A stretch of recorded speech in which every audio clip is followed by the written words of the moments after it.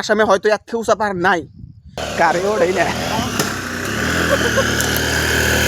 আমি একটা আজব একটা জিনিস দেখলাম, সাপের মতন গাছ। প্রথমে সবাইকে ঈদ মোবারক। 30টা রোজা থাকার পর আল্লাহ তাআলা আমাদের জন্য একটা খুশির দিন রাখছে, সেই দিনটাই হলো ঈদের দিন।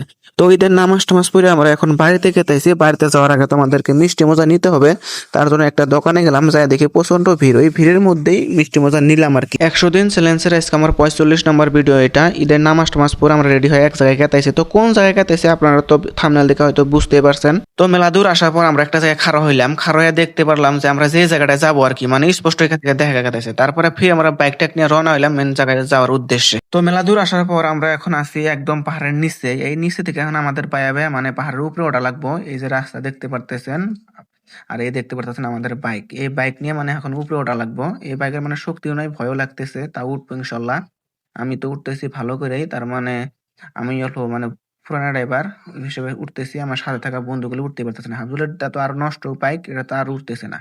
কষ্ট মষ্ট করে ভালো এখানে পাহাড়ের উপরে উঠলাম। ওঠার পর মানে হাফজুলের বাইকটা আর উঠতেছে না, মানে ওর বাইকটা মানে চেনটা অল্প ঢিলে আছে, খটো খটো করে। তারপরে এখন ভাবতেছি গাড়ি এনে থুমো, ঠিক ভাবতেছি গাড়ি থুমো, কিন্তু যদি হারাই যায় তাহলে বাড়িতে গেলে তো আমাদের পাশা একবার লাল করে ফেলাবো।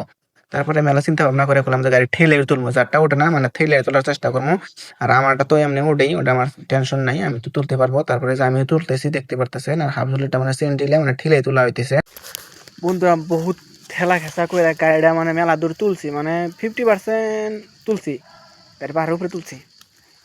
ইয়ার উপরে দেখেন, আপনাদেরকে দেখাই, এই গরান যে তুলমু নে, গরান তো তোলা হামু নামানো হামু, কিন্তু গাড়ির যে এমন ক্ষতি হবো সেরকম ক্ষতি হবো না। এরা মেলা চিন্তা ভাবনা করে গাড়িটা দুটাই যে গাড়ি দুটা এখানে থুলাম। দেখেন আর এটা ওটা না, ঠ্যাং ঠুং বিষ হয়ে গেছে। তো বন্ধুরা, আমরা যত উপর ফলে উঠতেছি অত একটা আমাদের মনের ভিতরে মানে ভয় ভয় কাজ করতেছে, কারণ এই জায়গায় যদি আমাদের সাথে কোনো একটা দুর্ঘটনা হয়ে যায়, বাড়ির থেকেও তো জানবে না আমরা এখানে আসছি, আর এখান থেকে আমরা বেঁচে বাড়ি ফেরারও প্রশ্নই ওঠে না।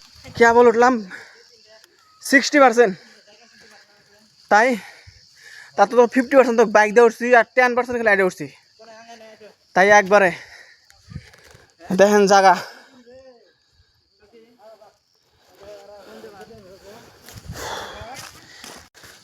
বন্ধুরা এই পাহাড়ে আসার পর আমি একটা আজব একটা জিনিস দেখলাম, সাপের মতন গাছ। এই গাছটার মানে বুঝলাম না। দেখেন এখান থেকে শিবা হয়েছে, পেঁচা পেঁচা পেঁচা পেঁচা পেঁচা পেঁচা एकदम ऊपर उठसे।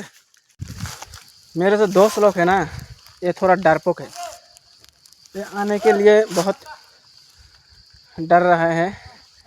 देखो आधे रास्ता आकर ये लौट कर घर जाना चाहती है।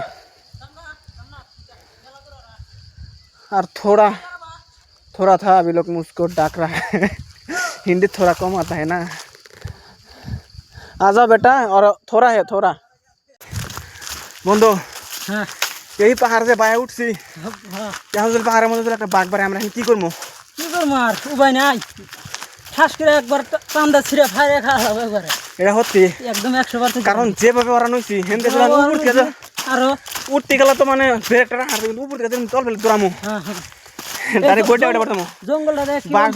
জঙ্গলটা দেখ কিরম ভয়ঙ্কর, হেনে বাড়াইলেও আঙ্গের কে বাঁচার মতো মানুষ নাই। ওটাই তো, বাঘ যদি বাড়ায়, যদি আঙ্গুর বাঘে যদি না দাঁড়ায় কিন্তু উপর থেকে পড়েই মরবো আমরা। বন্ধুরা এই জায়গার শব্দটা খালি একবার শোনেন।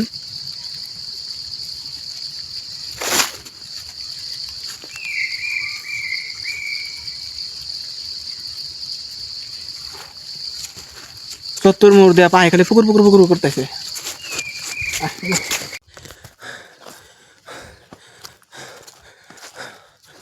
ঠ্যাং চলে না, আর ঠ্যাং চলে না, কি ভিডিওর মধ্যে দেখাবো আপনার ঘরে, পরিস্থিতি বহুত খারাপ।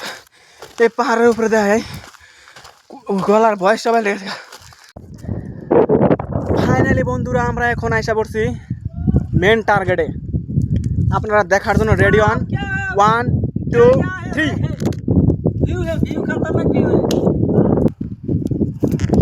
এত সুন্দর একটা জায়গার মধ্যে আসবো আমি কোনোদিনও ভাবতে পারি নাই বন্ধু। সবই আপনাদের জন্য। আপনারা, আমি যদি ভিডিও না বানাইলাম নি জীবনে আমি এই জায়গায় আসলাম না, কিন্তু ভিডিওর চোদনে, ভিডিওর টানে, ভিডিওর মানে কন্টেন্টের জোরে এই জায়গায় এসে বসছি। আপনাদেরকে আরো ভালো সুন্দর করে দেখাই। এখানে পুরো হাওয়া চলতেছে, দেখাই দেখেন, ভিউটা মজা লাগছে, ভিউ। তলাকে তাকান দেখেন,